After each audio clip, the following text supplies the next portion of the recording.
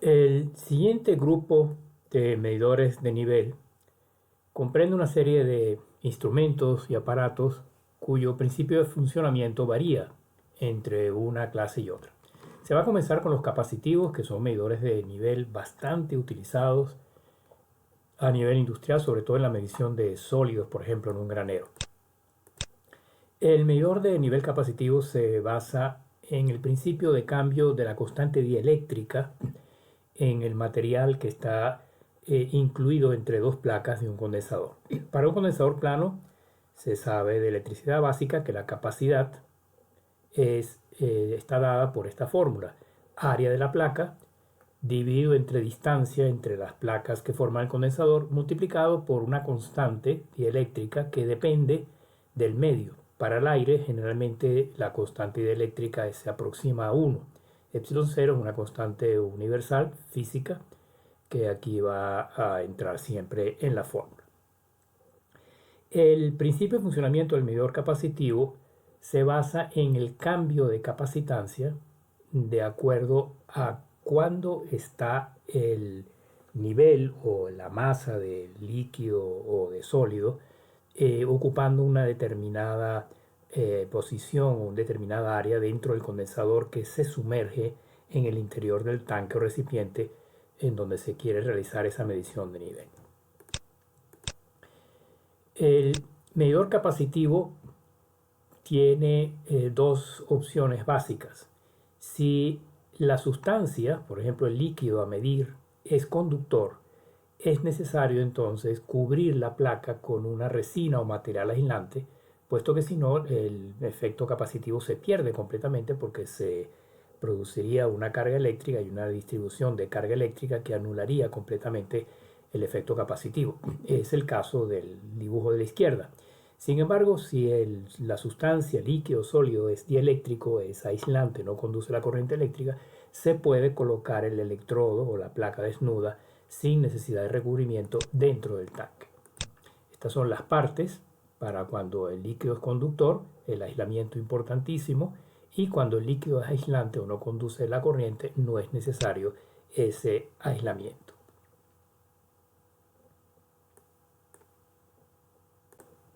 Y aquí se ve un poco, aplicando las fórmulas, cuál es la dependencia o cómo se puede lograr una relación entre el nivel de un tanque y la capacitancia del sensor capacitivo que se coloque en su interior.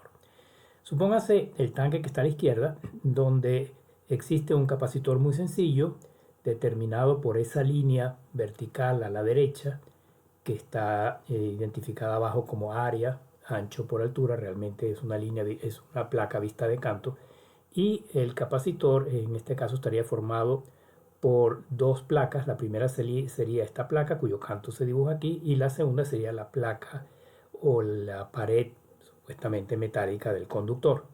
Hay una distancia D pequeña entre ambas placas, y el área de la placa se puede calcular, si es una placa cuadrada, como ancho por altura, para una simplificación aquí en los cálculos. Entonces, un transductor eléctrico se encargaría de medir la capacitancia, convertirla a una señal adecuada, por ejemplo 420 mA, proporcional a la capacitancia medida y por lo tanto también al nivel en donde se encuentre el líquido o el sólido. En el ejemplo, el nivel tiene una altura HL, se trata por ejemplo de un líquido identificada aquí a la izquierda, y realmente aquí hay dos condensadores. Ese menisco, ese nivel de esa sustancia cuyo nivel se va a medir, divide el capacitor en dos partes.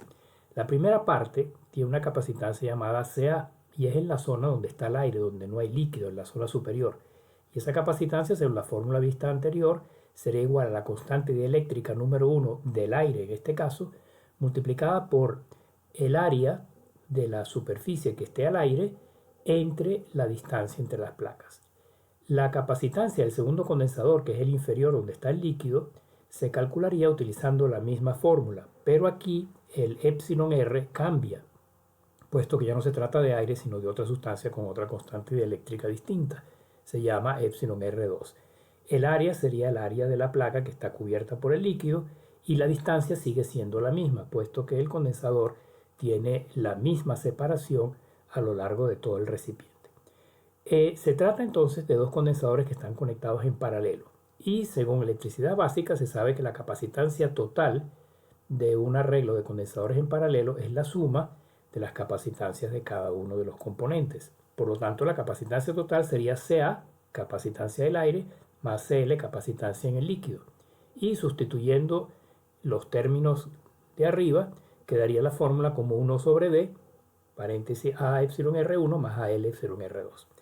El área total de la placa se puede dividir entre el área cubierta por el líquido y el área cubierta por el aire. Es decir, el área total sería el área A sub A más el área A sub L.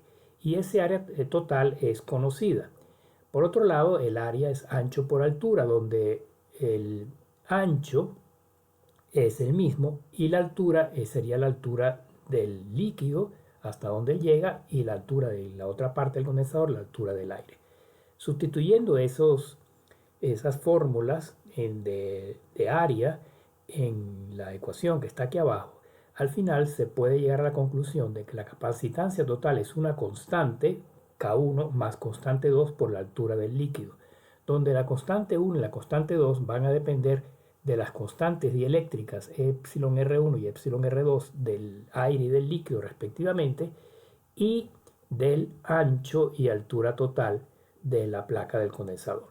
Pero la relación a la cual se llega es una relación lineal, es decir, la capacitancia es directamente proporcional a la altura que ofrece el líquido en la parte del condensador que está cubierto por él. Los medidores de nivel capacitivo tienen muchas aplicaciones, no solamente para líquidos, sino sobre todo para sólidos, donde por ejemplo el medidor de presión electrostática no sería adecuado. Se puede utilizar en granos, en la industria agrícola, en aceites, polvos, cereales, productos químicos en general, etc. La tabla ahora de ventajas y inconvenientes.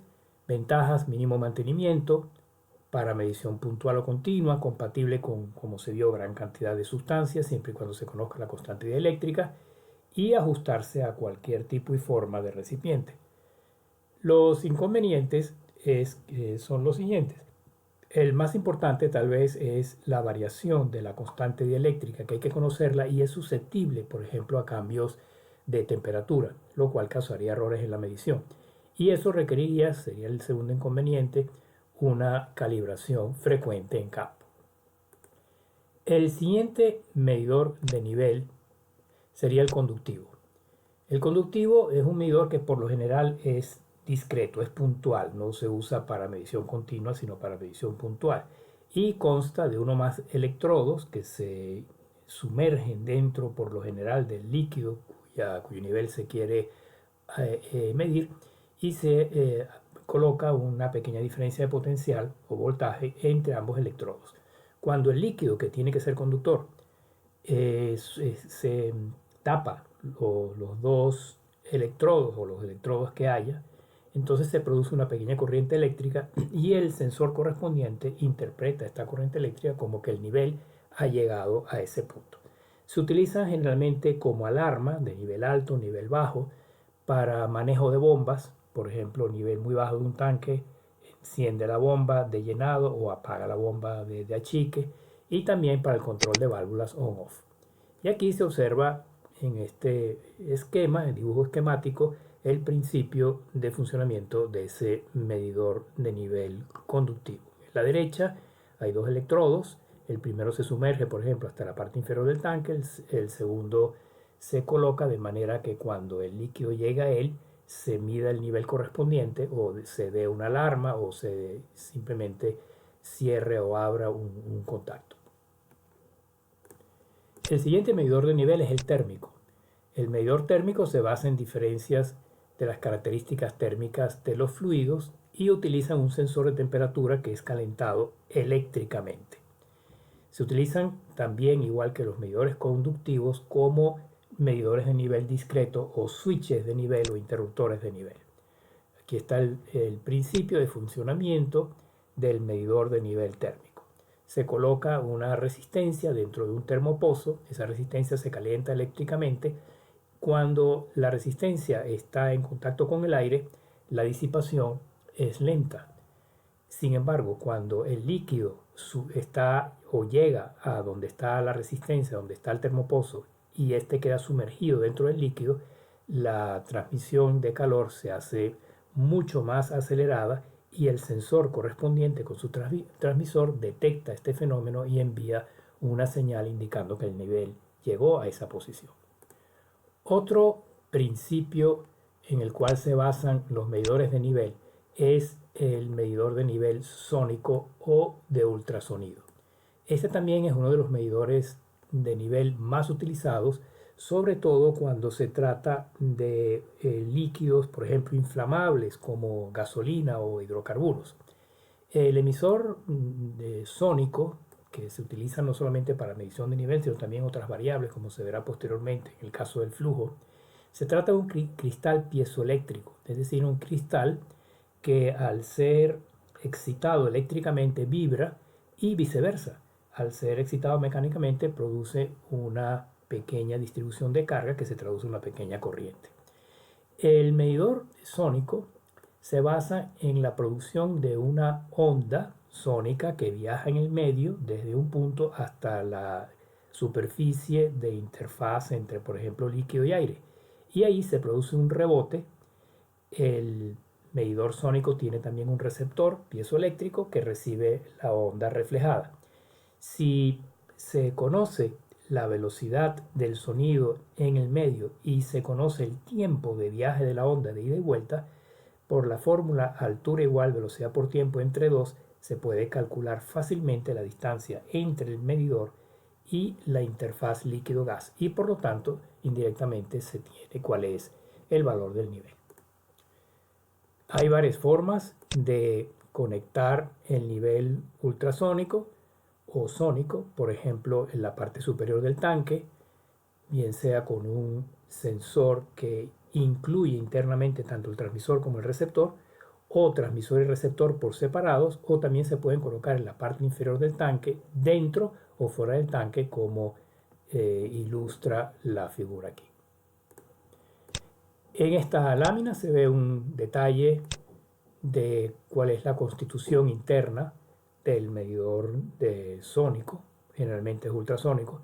Aquí se ven los dos transductores, el emisor y el receptor, que son los cristales piezoeléctricos. El transmisor envía una onda, rebota con la interfaz líquido-gas, por ejemplo, y se recibe por el transductor. Lo demás esas cajas son la electrónica correspondiente para el acondicionamiento de la onda, la generación de los pulsos, la medición del tiempo entre el pulso emitido y el pulso recibido, y por último la interfaz, que puede ser un display, un transmisor, para transmitir la señal de nivel, por ejemplo, a un controlador o a otra parte del proceso. Por ser el medidor de nivel sónico muy importante y muy utilizado, se tiene aquí la tabla de ventajas y desventajas. Ventajas: disponibilidad de sensores no intrusivos, se pueden colocar afuera del tanque. La medición puede ser continua o puntual, no posee partes móviles, por lo tanto requiere poco mantenimiento y se puede utilizar para todo tipo de líquidos y sólidos, conductores o no. Desventajas: el movimiento, el oleaje, el efecto oleaje, por ejemplo, de un líquido a través de un agitador o cualquier otro proceso puede alterar la medida. La espuma también es un enemigo de estos medidores, puesto que absorbe la onda sónica y no rebota lo suficientemente como para poder ser detectada. Igual, las partículas suspendidas o vapor pueden dispersar la onda y hacer que la medición no sea efectiva. Otro tipo de medidores de nivel poco usados, sin embargo, y por eso esta parte se va a pasar rápido, son los medidores que trabajan en base a emisión no de sonido, sino de un haz de luz, que puede ser infrarrojo o puede ser rojo, y trabajan por el principio de dispersión de luz. Se deja al estudiante que revise estas láminas porque no son medidores de nivel muy frecuentemente utilizados, y al menos en la industria.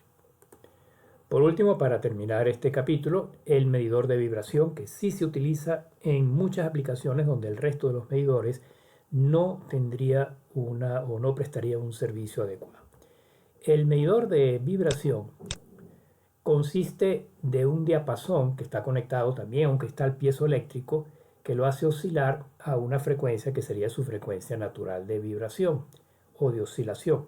Cuando ese diapasón hace contacto con el material cuyo nivel se va a medir, que puede ser líquido, pastoso o sólido, la frecuencia de vibración se atenúa, varía y se produce una detección a través de un dispositivo generalmente on-off, es decir, se utiliza para medir nivel en forma puntual.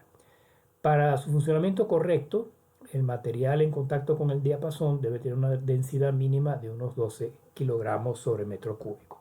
Generalmente se utilizan en sustancias gel pastosas como por ejemplo miel o pastas, mayonesa, etcétera, donde los medidores convencionales de presión hidrostática, capacitivos o también ultrasonido por razones obvias no serían adecuados.